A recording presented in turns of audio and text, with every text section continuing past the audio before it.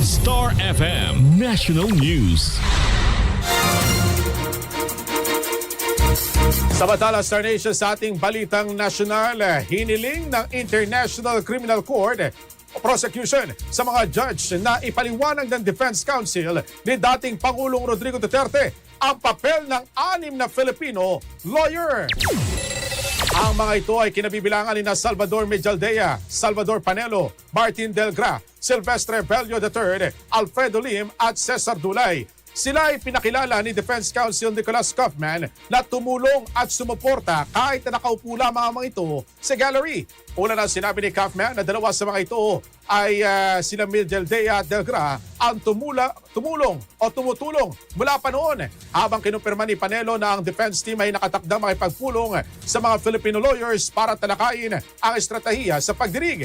Sa 6 na pahinang inilabas na may petsang March 6 na ang payag ni Kaufman at Panelo ay magbibigay ng impresyon na ang 6 na miyembro ay ng defense ni Duterte. Dahil dito ay niling ng ICC Pretrial Chamber 1 ang defense lawyers na mag-ain na ng 6 na nabanggit ay hindi miyembro ng defense team sa kaso.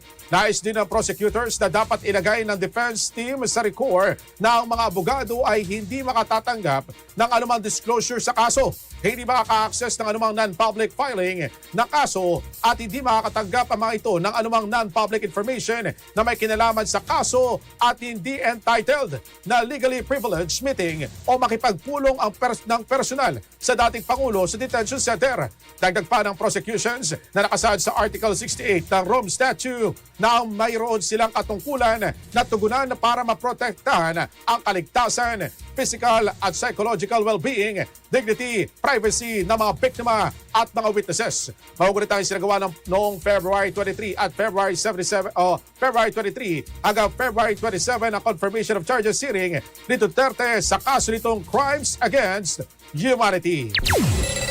Star FM News Connect.